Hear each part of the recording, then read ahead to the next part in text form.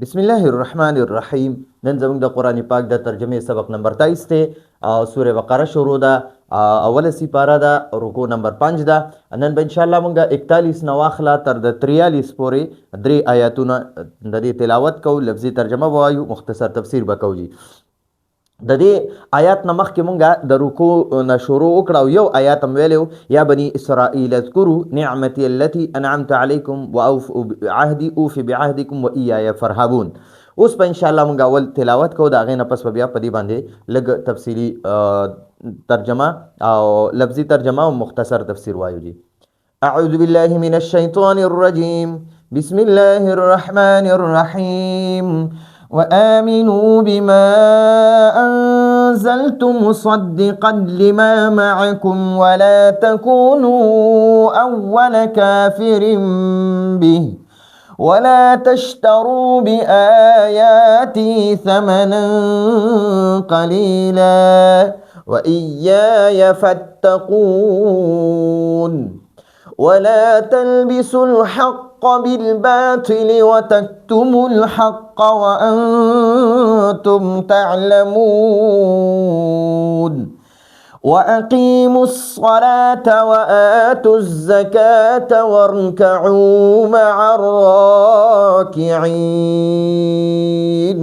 صدق الله العظيم. خجي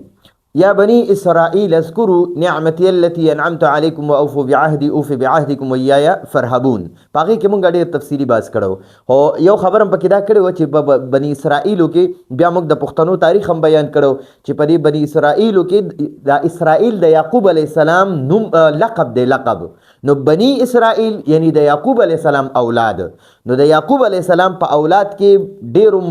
مورخینو لیکلي، تاریخ دانانو لیکلي دي چې دا پښتانه چې دي د یعقوب علیه السلام په اولاد کې دي. د یعقوب علیه السلام 12 بچو کې د یوې دوه قبیلې چې دي هغه افغانستان ته راغلي وې، کوه سلیمان ته، او هلته بیا ډېره شوي وو. د هغې نه د پښتنو دا نسل خور شوی دی. بیا د هغې یو مشر قیس عبدالرشید رضی الله عنه، قیس عبدالرشید. نو د صرف قیس نومو. نبی علیه السلام ملاقات له چې کله افغانستان ته لاړ، د مدینې منورې ته لاړل، نو هلته ورله بیا نبی علیه السلام د قیس لفظ چې را قیس لفظ دا د عبرانی لفظ دی. نبی علیہ السلام ورسره بل نوم کې خدو عبدالرشید. نو قیس عبدالرشید رضی الله عنه دا زموږ د پښتنو مشر او د نبی علیہ السلام سره ملاقات شوی او بیا حضرت خالد ابن ولید رضی الله عنه ورله د خپل لور نکاح کړی و. نو زموږ پښتانه د پلار د طرف نه، د پلار نیکه د طرف نه د یعقوب علیہ السلام په اولاد کې دي، او د مور بیبي د طرف نه د حضرت خالد ابن ولید رضی الله عنه د اولاد نه دي، یعنی د هغه د لور د طرف نه، یعنی مور زموږ د پښتنو هغه د خالد ابن ولید رضی الله عنه لور ده. نو دې معلومه شو چې زموږ پښتانه د پیغمبرانو په اولاد کې دي او د صحابي د لور په بچو نه راغلي دي. ټیک شو، د لور د طرف نه د صحابي بچي دي. نو خبره دې پورې کېده چې زموږ په پښتنو کې دین هم ښه مضبوط دی او په دین باندې غیرتمن هم زیات دي، او زمونږ پښتانه چې دي که نه په جایز او په ناجایز باندې هر وختي جذباتي کېږي. جذبات او ډېر زیات دغه پکې دی، یعنی ډېر زیات غوسه کېږي. په حق هم غوسه کېږي او په ناحقه باندې هم غوسه کېږي. یعنې ګوره په وړو وړو خبرو باندې قتلونه هم کوي، او په دین باندې ښه غیرتمن هم دي، په دین ښه مضبوط هم ولاړ دي. علما هم پکې ډېر زیات دي، صلحا هم پکې ډېر زیات دي، مفسرین، محدثین. دا د زموږ د پښتنو په دې کومه خټه چې ده چې په هغې کې الله پاک دا د دین محبت او د دین عشق دی پکې اخکلی دی. نو اوس راځو دغه یهودو ته، دغه بني اسرائیلو ته الله پاک وایي وآمنو. آمن دا د امر صیغه ده، د حکم. چې یو کس ته وایي چې ته ایمان راوړه که نه، نو هغه ته وایي آمن ته ایمان راوړه. او چې دوو ته وایي نو هغې ته وایي آمنا تاسو دواړه ایمان راوړئ. او چې ډېرو ته وایي چې تاسو ایمان راوړئ، نو بني اسرائیل خو ډېر د یعقوب علیه السلام اولاد خو ډېر دي، نو هغې ته بیا وایي آمنو تاسو ټول ایمان راوړئ. نو د مدینې منورې یهودو ته نبی علیہ السلام خطاب کوي چې ای د مدینې منورې یهودیانو او نصاراو نو دا دو فرقې چې دي کنه بني اسرائیل بیا دو فرقې دي. نو یو ته بیا نصارا وي، نصارا د عیسی علیه السلام په انجیل چې چا ایمان راوړی، او یو ته یهود وي، یهود هغه چې د تورات باندې ایمان راوړی دی. نو الله پاک ورته فرمایي و آمنو، او تاسو ټول دواړه فرقې که نصارا یو که یهودیان تاسو ایمان راوړی بما په هغه کتاب، یعنی په دې قرآن، په هغه قرآن انزلتو چې ما نازل کړو، چې په دې قرآن ایمان راوړی، په هغه کتاب یعنی په هغه قرآن کتاب راوړی انزلتو چې ما نازل کړو، ما نازل کو په محمد صلی الله علیه وسلم باندې. نو تاسو په دې باندې ایمان راوړی، او دا قرآن څنګه قرآن دی؟ مصدقا، دا تصدیق کوي، تصدیق کوونکی کتاب دی لما د هغه کتابونو د تورات، زبور، انجیل، ٹھیک شو، د هغه کتابونو تصدیق کوي معکم چې تاسو سره دی. نو یهودیانو ته که صرف یهودیانو ته خطاب وي نو هغې ته وایي لما د هغه کتاب یعنی د هغه تورات معکم چې تاسو سره دی. نو دا قرآن د دغه تورات تصدیق کوي چې دا د الله حق کتاب دی، دا د الله حق کتاب دی. په تورات په قرآن کې شته، خو دا اوس زمانې کم تورات چې په دې کې ډېر زیات تحریف شوی دی. نو دغه درته نه یادوي چې کوم اصل کتاب نبی په موسی علیه السلام الله نازل کړی دی، نو دا قرآن پاک د هغې تصدیق کوي. او حالانکه موږ ته ایمان د مسلمانانو قیامت پورې څومره مسلمانان چې دي نو هغوی به په اوو څیزونو ایمان راوړي. آمنت بالله، په الله ایمان، و ملائکته، د الله په فرشتو ایمان، و کتبه، او په ټولو آسماني کتابونو باندې، او ورسله، د الله په ټولو پیغمبرانو باندې. نو څوک صرف قرآن مجید مني او نور تورات، زبور، انجیل او ټول آسماني صحیفې نه مني نو دا بیا صحیح مسلمان نه دی. ٹھیک شو، نو مسلمان با په قرآن په اول سر کې ایمان راوړي، او نور تورات، زبور، انجیل او ټول صحیفې دغه به د الله کتابونه ګڼي او په دغې باندې به ایمان راوړي. نو دلته کې ورته وایي چې و آمنو، او تاسو ایمان راوړئ بما په هغه کتاب یعنی په هغه قرآن انزلتو چې ما نازل کړو. انزلتو دا د واحد متکلم صيغه ده، د فعل ماضي د دې معنی ما نازل کړو. مصدقا چې دا تصدیق کوي، دا قرآن تصدیق کوي لما د هغه کتاب یعنی د تورات، که صرف یهودیانو ته خطاب وي او کنه یهودیان د ټول خطاب وي، نصاراو ته، یهودو ته، ټولو ته خطاب دی. نو دلته مراد بیا دا دی د هغه ټولو کتابونو، تورات، زبور، انجیل او هغه سل صحیفې معکم چې تاسو سره دي، تاسو سره دي. مع معنا سره او کوم معنا تاسو، نو تاسو سره دي. ولا تکونو، او تاسو م جوړیږئ، تاسو مکوئ، یعنی تاسو م جوړیږئ اول کافرین، اول انکار کوونکی، اول انکار کوونکی به د دې کتاب یعنی د دې قرآن، تاسو اول انکار کوونکی م جوړیږئ. نو دلته بیا اعتراض جوړیږي چې د مدینه منورې د خلکو نه خو مخکې، د مدینه د منورې د یهودو نه خو مخکې د مکې مکرمې مشرکینو د قرآن انکار کړو. نو یاد وساتئ دلته ته اهل کتابو ته مراد دی، اهل کتاب ته مراد دی چې ای اهل کتابو تاسو اول د ټولو نه اول کافران مه جوړیږئ، انکار کوونکي د قرآن مه جوړیږئ، تاسو ټولو نه اول د قرآن انکار مه کوئ، ځکه چې تاسو تعلیم یافته خلک یې. یهود چې یهود دا تعلیم یافته خلک وو، د تورات باندې ایمان راوړی او دوی لیکل او ویل او دی باندې ډیر زیات ماهر وو، یعنی تعلیم یافته خلک وو. او د مکې مشرکان چې هغې جاهلان خلک وو، هغې له نه لیکل ورتلل او نه ویل ورتلل، هېڅ هم نه ورتلل. نو چې چېرته به د مشرکانو ته چې کله نبي علیه السلام د مکې مشرکانو له دعوت ورکو که نه، نو د مکې مشرکان پاڅېدل، اول لاړل هلته کې یهودو له، یهودو ته وي چې ګورئ تاسو باندې خو تورات نازل شوی دی او تاسو تورات وایم او لیکل هم کولی شئ. نو لا تکونو اول کافر به، لا تکونو دا تکونون دی د لای نهي د وجې نه د دې نه دې کې حکم وشو چې مه کوئ، دا کار مه کوئ. ولا تکونو، تاسو مه جوړیږئ اول کافرین، اول کافران، اول انکار کوونکي مه جوړیږئ به د دې قرآن. ٹھیک شو، تاسو اول انکار کوونکي د دې قرآن مه جوړیږئ. که تاسو تعلیم یافته خلک یې، اهل کتابو ته وایي تاسو تعلیم یافته خلک دی، که تاسو انکار وکړو که نه نو دا نور کافران چې دي دا څومره د بت پرست دي، آتش پرست دي، مجوسیان دي، د مکې مشرکان دي، دوی به په اول سر کې بیا انکار کوي. نو چې هغوی کومه ګناه کوي که نه د قرآن نه د انکار کوونکو، نو هغه به هم ستاسو په عملنامه کې لیکلی کېږي، ځکه چې تاسو تعلیم یافته خلک یې، تاسو ته پته ده چې قرآن پاک برحق کتاب دی، د الله پاک محمد صلی الله علیه وسلم نبی آخر الزمان دی تاسو په تورات کې وو تاسو په دې باندې تاسو سره الله وعده کړی و تاسو ورته ویلی مو چې الله موږ په هغه باندې ایمان وروړو او تاسو به بیا د نبی علیہ السلام په نوم باندې د سوالونه کول چې الله د محمد صلی الله علیه وسلم په توفیل مونږه په دې جنگ کې کامیاب کې الله به تاسو د کامیابیان هم درکولې نو اوس چې کله تاسو ولید چې دا د بنی اسماعیل کې راغی نو تاسو ور سره مخالفت شروع کو ځکه تاسو د بنی اسرائیل دروازه د نبوت خو په عیسی علی السلام ختم شو نو تاسو خواهش داو چې دا نبی آخر الزمان صلی الله علیه وسلم دی په بنی اسرائیل کې راشي الله پاک دا سه ونکړه په بنی اسماعیل کې په بنی اسماعیل کې د اسماعیل علیه السلام په اولاد کې الله پاک نبی آخر الزمان صلی الله علیه وسلم مبعوث کو روي لګلو نو اوس تاسو د حسد او د کینې او د بغض د وجه نه اول انکار کوونکي جوړ شوي نو الله پاک ورته چې تاسو اول انکار کوونکي ما جوړیږئ چې تاسو انکار وکړئ اهلی کتاب او تاسو الله ما کتاب هم درلېږلی دی تاسو تعلیم یافته خلک یې نو تاسو که انکار وکړو نو راسونه کافران چې دي دا ټول به انکار کوي نو د هغې انکار به هم ستاسو په امننامه کې لیکلي د هغې دا ګناه به هم ستاسو په امننامه کې لیکلی کېږي نو دلته ورته الله پاک وایي ولا تکونو او تاسو مه جوړیږئ تاسو مه کوئ اول کافر اول انکار کوونکي به د دې کتاب یا به د دې محمد صلی الله علیه وسلم ولا تشترو لا تستبدلوا تاسو مه بدلوئ یا تاسو دلته کې اشترا یشتری اشتراء معنا د اخیستل دلته کې پکې بیا دا لاینه دا تشترون لري تشترون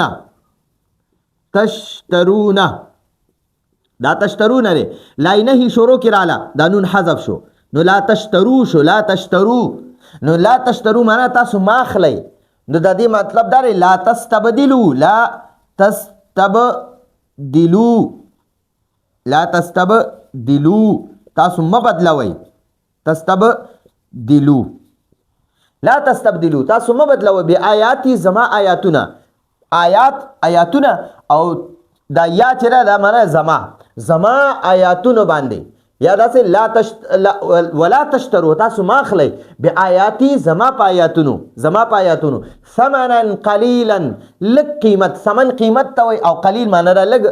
نو تاسو د دنیا دا قیمتونه نه د دنیا قیمت د الله په نظر کې هیڅ هم نه دی نو الله پاک ورته فرمایي لا تشترو تاسو ماخلی بآیاتی زما په آیاتونو باندې نو ګورئ دلته کې به یهودیانو څه کول د نبی علیہ السلام چې کوم صفات په تورات کې لیکلي وو که نه نو هغه به مثلا په تورات کې لیکلي وو د نبی علیہ السلام سترګې به تورې وي مخ مبارک به داسې وي او ویښته مبارک به داسې وي ګنه مبارکه به داسې وي ټول صفات یې پکې لیکلي وو نو دی چې کله بیا نبی علیہ السلام دنیا ته الله پاک راولېږلو او نبوت والله الله پاک ورکو د نبوت اعلان یې وکړو نو بیا چې کله هغه ټول صفات په تورات کې وو هغه برحق شو په نبی علیہ السلام کې نو بیا به د یهودیانو ته مکې کافران راتلو ستاسو په تورات کې خو داسې لیکلي وو نو دوی به په هغه ځایونو باندې هغه ځایونه به یې پټ کړل ورته به وي نه دا خو داسې نه وو یا به هغه بدل به کړه چې هغوی به وایي چې یاره نه په تورات کې به لیکلي چې نبي علیه السلام سترګې به تورې وي دوی به وي نه هغه به شنې وي او ویل ویښته به ګلګوتې وي دوی به وي نه هغه سیده وي ویل به ګیره به غټه وي دوی به وي نه هغه وړی نو دوی به خبرې بدلې کړې نو دلته کوي لا تشترو تاسو ماخله یا تاسو ما بدلوي بآیاتی زما په آیاتونو ثمنا قلیلا لږ قیمت نو دوی به بیا د دغې مالدارو خلکو نه پیسې اخیستې یا دغه شانتې ولا تشترو بآیاتی ثمنا قلیلا نه مراد بل دا دی چې په تورات کې څنګه چې په قرآن کې حکم دی چې یعنی یوه واده شوې ښځه واده شوی سړی که بدکاري وکړي نو دوی رجم کړی شي دا د قرآن حکم هم دی دا په تورات کې مو نو عبدالله ابن سوریه یو یهودي هغه یهودي عالم هغه له یو مالدار سړی راغی هغه دغه بدکاري کړې وه یو ښځه او یو سړي او هغه مالدار او هغه له پیسې راوړي چې ته ګوره دا د تورات کې دا کوم حکم دی د رجم دا پټ کا نو هغه چې کله ولا خلک راله چې پلاني بدکاري کړې ده او دا مالدار دی او د باندې به هم دا د رجم حکم وي نو د هغه تورات کې چې کوم حکم هغه پټې کو او نه کم دی رجم حکم نشته دی نو هغه سزا یې پې بدله کړه هغه د رجم آیات پټ کو نو بیا هغه خلک راله نبی علیہ السلام لا چې نبی علیہ السلام لا خلک را روان الله قرآن نازل کو چې ګوره دا وکيف يحكمونك وعندهم التوراة فيها حكم الله ثم يتولونه داسې آیات ته چې تاسو ګوره تورات کې چې کوم د رجم آیاتونه دي اوس دا په قرآن کې دي او همدغه فیصله تعالی را روانه ده، همدغه د رجم حکم ورکې. نو نبی علیه السلام چې کله بیا رالل دغه یهودي عالم او د ځان سره په ترخ کې تورات هم نیولی دی او نیغ نیغ کېدو، چې کله راغی نبی علیه السلام ته، نبی علیه السلام ته وایي چې نشته د رجم آیاتونه په تورات کې، او په هغې باندې لاس یې ښیو. حضرت عبدالله ابن سلام رضی الله عنه یو صحابي دی، دا مخکې یهودي او بیا دا مسلمان شو. نو دا په دې تورات ډیر ماهر و. نو دا ورته وایي دا کوم ځای کې چې د لاس ایښی دغلته نه لرې که لاس بېوقوفه دغلته کې تا آیات پټ کړی دی. نو چې هغه لاس یې لرې کړو نو د تورات کې آیات و چې یاره تاسو کوم شادي شده سړی او شادي شده ښځه یعنی واده شوی سړی او واده شوی ښځه که بدکاري وکړي نو دوی له به رجم ورکوئ. نو دغه ځای کې به دی آیاتونه دوی پټول. نو دلته کې ولا تشترو او تاسو ما اخلئ بآیاتي زما په آیاتونو سره یا زما په آیاتونو ثمنا قلیلا لږ قیمت دنیاوي لږې پیسې تا واخیستې او د الله آیاتونه دې پټ کړه. ٹھیک شو. نو دلته کې وایي و ایایا او خاص زمانه او صرف زمانه فتقونی او یریږئ تاسو او یریږئ. دا فتقونی چې دی دا په اصل کې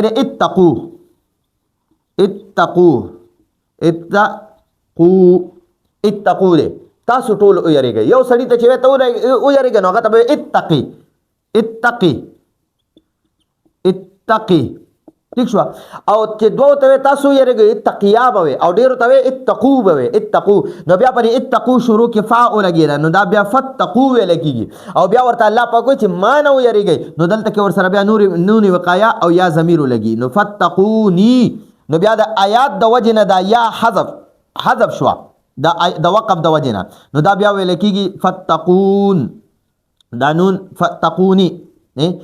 دا د نون نه پته د نون کسرې نه پته لګي چې دلته یا محذوف تن د آیات د وجې نه دا یا محذوف شوه د په آیات د وقف د وجې نه. نو الله پاک ورته فرمایي و ایایا او صرف زمانه فتقون تاسو ټول ویریږئ. ٹھیک شو. او دغه دنیادارو خلکو نه مه یریږئ چې تاسو باندې به پیسې بندي کړي یا تاسو ته به څه نقصان ورسوي. د هغې لپاره تاسو زما آیاتونه پټوئ او تاسو ما نه یریږئ او د هغې نه یریږئ. الله پاک ورته فرمایي صرف ما نه یریږئ صرف ما نه یریږئ. ولا تلبسوا الحق تلبیس معنی دا ګډ وډول یو حق خبره هغه دروغجن کول. هغه لکه مثلا سپین ته تور وې نه دا سپین ته په تور سره بدل کو. ٹھیک شو. نو دې ته ګډ وډول ته وایي. ٹھیک شو.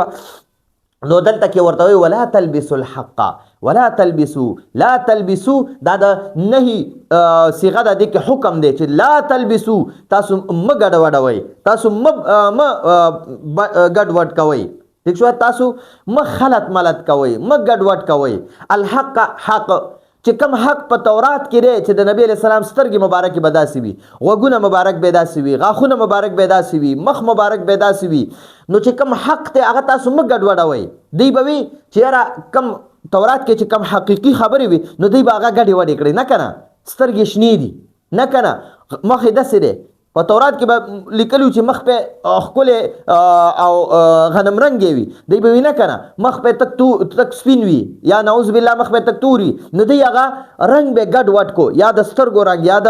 ویښتو رنګ یا د مهر نبوت په د دواړو اوږو په منځ کې به نبوت مهر نو دوی به وي نه که نه نبوت مهر پکې نشته دی. نو دا خبره به ګډه وډه کړه. ولا تلبسو او تاسو مه ګډ وډوئ الحق حق چې کوم حق دی که نه چې د نبی علیه السلام په دواړو اوږو منځ کې به مهر وي د نبوت مهر وي بس دا حق دی دا به تاسو نه ګډ وډوئ په باطل سره بالباطل دروغو سره. دوی به دروغ وي چې نه که نه مهر نبوت نشته سترګې به شنې وي حالانکه د نبی علیه السلام سترګې مبارکې تکې تورې وي. ٹھیک شو. او نو دلته کې به دوی وي نه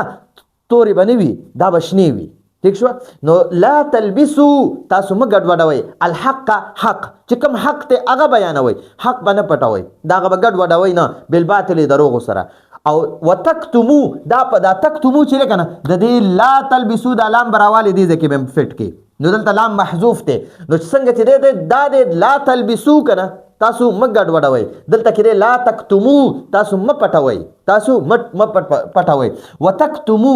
ولا تکتمو او تاسو مه پټوئ الحق حق چې کوم د نبی علیه السلام صفات دي برحق دي هغه مه پټوئ هغه مقه صفات بیانوئ. وانتم او حالانکه تاسو تعلمون ښه پوهیږئ تاسو پوهیږئ چې انه حق چې دا محمد صلی الله علیه وسلم برحق دی یا تاسو ښه پوهیږئ چې انه یعنی ان کتمان الحق جرم عظیم تاسو ته ښه پته ده چې کتمان حق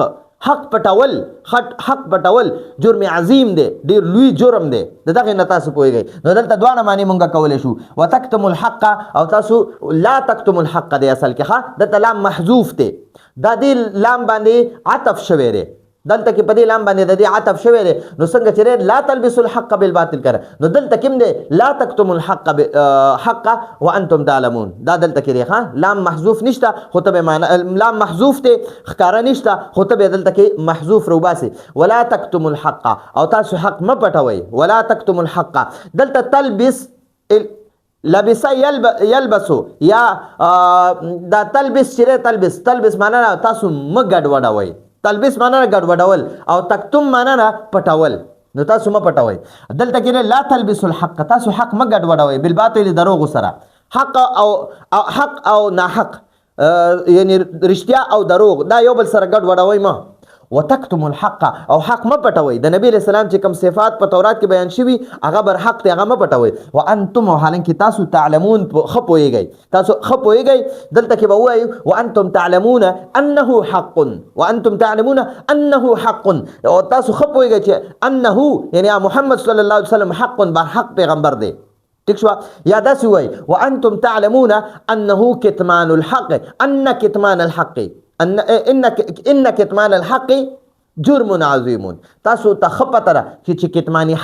حق پټول جرم عظیم دی واقیموا او تاسو ادروئ تاسو اهتمام کوئ الصلاة د مونځ اقیمو دا د امر صيغه حکم دی پکې چې ډیرو کسانو ته تاسو دا کار وکئ یعنی تاسو قائم کئ یو ادا کولی یو قائمولی نو دلته الله پاک حکم وکړي چې ادا کول نه یو ادا کول مطلب دا دی چې ته بس ځان ته خلاص کړي اقیمو معنا چې تاسو خپ د فرایض او د شرایطو او د سنتو او د واجباتو او د مکروهاتو د دې اهتمام وکړي او مونږ قائم کړي چې تا ته د مونږ ټول شرایط هم یاد وي د مونږ فرایض هم یاد دي 14 پکې فرایض دي شپږ دن دي او اوه بهر دي نو دغه اوو ته ارکان نماز وای او دغه شپږو ته د اوو ته شرایط نماز وای او دغه شپږو ته ارکان نماز وای نو اقیمو معنا تاسو قائم کئ تاسو اهتمام الصلاه د منځ نو اقیمو دا د امر صيغه حکم دی پکې ډیرو کسانو ته چې تاسو دا اهتمام وکئ هغه د اقیمو تاسو اهتمام وکئ الصلاه د منځ نو تاسو د منځ اهتمام وکئ یعنی منځ دا د ایمان نه پس لوی عبادت هغه منځ دی اول ایمان حکم دی نو دلته ورته اوس د منځ حکم کوي نو لا اله الا الله محمد رسول الله پسې دویم منځ دی ټیک شو یو حدیث هم دی کنه چې د اسلام بنی الاسلام علی 5 شهادت لا اله الا الله وان محمد رسول الله د اسلام بنیاد په 5 خبرو باندې دی اول نمبر د لا اله الا الله محمد رسول الله اهتمام کول یعنی د دې اقرار کول شهادت ور کول او دویم چې الصلات منځ او دریم زکات ته نو مخکې پس بیا زکات هم دی او څلورم حج البيت د بیت الله شریف حج دی او پنځم جهاد دی ٹھیک شو نو اقیمو معنا تاسو ادروئ تاسو اهتمام وکئ الصلاه د مانځه ٹھیک شو او دا یاد ساتئ چې ټول احکامات نبی علیہ السلام له الله پاک په دنیا کې ورکړو دنیا ته ورته الله پاک را لېږلو د زکات د حج د رمضان داسې د ټول احکامات الله پاک نبی علیہ السلام له په دنیا کې ورکړو او واحد منځ داسې عبادت ته چې دې دپاره الله پاک رسول الله صلی الله علیه وسلم اسمانونو ته خپل ملاقات له بوتلی او هلته تحفه ورکړې وه او 50 منځونه یې ورله ورکړي نو دغه 50 منځونو کې بیا رو کمیدل کېدل کول نبی علیہ السلام به الله پاک ملاقات له بار تلو د موسی علیہ السلام په وینا باندې او الله پاک باندې به 15 کمول بیا به 15 کم کو 15 به داسې کمول اخره کې 15 پاتې شو نو الله پاک ورته فرمایل چې ستا امت په منځونه 15 کوي او چې کوم واده ور سره د 500 عملنامه کې به ولر 500 منځونو لیکل کومه نو عملنامه کې به ول 50 منځونه لیکم او کوي به 15 منځونه د ورځې سحر غرمه مازیګر ماښام ماسخوتن دا پنځه منځونه اول 50 منځونه. نو اوس چې کله څوک 5 منځونه پابندۍ سره کوي کنه، اهتمام سره د شرایطو د فرایضو د سنتو د مکروهاتو د دې اهتمام سره، نو الله پاک به د لپاره د په عملنامه کې د 50 منځونو ثوابونه لیکي. نو اقیم الصلاه، تاسو د منځ اهتمام وکئ، د منځ اهتمام وکئ. وآتوا الزکاة، آتو معنا تاسو ورکئ. دا آتوم د امر صيغه ده د ډیرو کسانو ته چې تاسو ادا کوي، تاسو ورکئ، نو هغې ته به آتو تاسو ورکئ الزکات، زکات. دا د نو ګورئ اقیم الصلاة دا بدنی عبادت دی، بدنی عبادت. او آتو الزکات دا مالی عبادت دی. مال د الله درکړی، د الله په نوم باندې ورکه غریبانانو لا، د الله په نوم باندې ورکه مدرسو کې، د الله په نوم باندې ورکه په علماو باندې تقسیم کا، د الله په نوم باندې ورکه په خپل رشتہ دارانو غریبانانو باندې تقسیم کا. نو آتو الزکات کې معنا مطلب دا دی چې تاسو زکات ادا کړئ. نو که څوک زکات نه ورکوي، زکات نه ورکوي، نو یاد وساتئ 50 زکات فرض دی، فرض ٹھیک شو. د زکات خپل نصاب دی، یا 19 تولې کالې وي، او که چا سره 19 تولې کالې نه وي، نو بیا د 2.50 نیمو تولو چاندۍ قیمت دغه ور سره برابرېږي، نو دغه کس باندې زکات بیا واجب دی، دا به زکات ورکوي. نو آتو الزکات، زکات ادا کوي. نو حدیث کې راځي وای کم کس چې زکات نه ورکوي، دا صاحب نصاب دی، الله مال ورکړی دی، الله مالدار کړی دی، او دا زکات نه ورکوي. نو حدیث کې راځي من اتاه الله مالا، چاله چې الله مال ورکړی دی، ولم يؤد زکاته، او دا د زکات نه ورکوي، نو مثل له یوم القیامت شجاعا اقرعا. الله پاک به د دې مار نه د قیامت په ورځ د دې مال نه د قیامت په ورځ یو گنجې مار جوړ کی، له زبیبتان، او داغه پسترګو کې به 2 د زخرو خطرناک ترین ټاکی وي، او یطوقه یوم القیامت، او دا به قیامت پر ورځ د مړی نه تاوشي، دا گنجې مار به د مړی نه تاوشي. او بیا به د شونډې نه دی دغه د کمې دغه چې دي اوښکي، دا به داسې شلی، او د ته به وی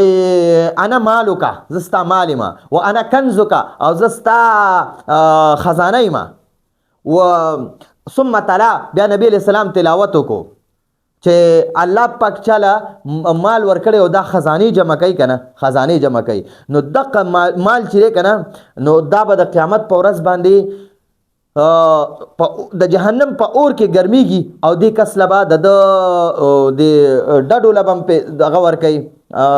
داغونه ور کوي، د تندو لبم په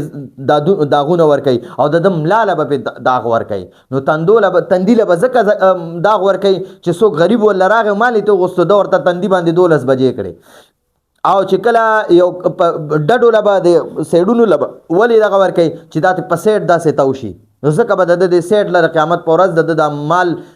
ګرمیږي او داغونه به ورکوي، او په ملا به ولې داغونه ورکوي چې دا هغه سوالګیر ته شا کې روان شي. ٹھیک شو. هغه صاحب نن سبا خو سوالګیران ارزه کې ناستي، خو ته به یتیم یسیر ګوري، غریب به ګوري، خپل گاون کې کدی نو ډیره بهتره ده، هغه له به مال ورکي. نو وآتو الزکات، او تاسو زکات ورکي، تاسو زکات ورکي. ورکعو، او تاسو رکوع کوي. ارکعو دا د امر صيغه ده، تاسو رکوع کوي، رکوع کوي، تاسو رکوع کوي، تاسو رکوع کوي مع الراکعين، رکوع کوونکو سره تاسو رکوع وکئ. ځکه یهودم دا دوه عبادتونه به یهودم کول، منځ به هم کولو او زکات به هم ورکولو. منځ او زکات دا د یهودو په شریعت کې وو، کولو به نه به کولو، هغه د هغې خپل دغه کارو، خو د هغې په شریعت کې منځ او زکات و. زمونږ په شریعت کې منځ او زکات هم شته، خو د هغې په منځ کې به رکوع نه وه. نو دغه یهودو ته الله پاک اوس فرمایي ورکعو، تاسو رکوع کوئ، رکوع والا اسلامي طریقه باندې منځ کوئ، تاسو رکوع والا منځ کوئ. مع الراکعين یعنی رکوع کوونکو سره. ورکعو دا د امر صيغه ده، تاسو رکوع وکئ. مع الراکعين، مع معنا سره، او راکعين معنا رکوع کوونکی. راکع معنا رکوع کوونکی یو سړی، راکعان معنا رکوع کوونکی 2 سړي، او راکعون دا راکعون چې دی دا بیا رستو راکعین شي راکعین نو د دې معنی ډیر رکوع کوونکي دي ته موږ وایو جمع مذکر سالم صيغه ده ٹھیک شو نو مع الراکعین رکوع کوونکو سره یعنی صحابه سره او رسول الله صلی الله علیه وسلم دی چې جمع کوي نو تاسو هم دی سره رکوع کوئ یعنی رکوع والا منځ ور سره کوئ تاسو چې کم په يهودیت کې کم منځ رکوع پکې نه ونه تاسو به اوس رکوع والا منځ کوئ ٹھیک شو جی نو امید ده تاسو په دې باندې پوه شوئ او دلته کې مع الراکعین د جمع د منځ اهتمام معلوم شو چې تاسو رکوع کوئ رکوع کوونکو سره یعنی جمع سره تاسو منځ کوئ جمع سره منځ کوئ نو څوک چې جمع سره منځ کوي بعض احادیثو کې راځي چې 90 درجه منځ ورته الله زیاتوي او بعضو کې راځي چې 29 درجه بعضو کې 25 درجه او نو دغه ثوابونه الله پاک ورکوي نو جمع سره منځ اهتمام بعض علما فرمای چې جمع سره منځ دا سنت دی او اکثر علما زیاتر علما فرمای چې جمع سره منځ واجب دی واجب ٹھیک شو او ترک کون کې پر خودون کې جمع سره منځ پر خودون کې مسلسل چې څوک پری دي نو هغه بیا په فاسقانو کې موي راځي نو دا زمونږ د تفسیر او وس مختصر لفظي ترجمه وایو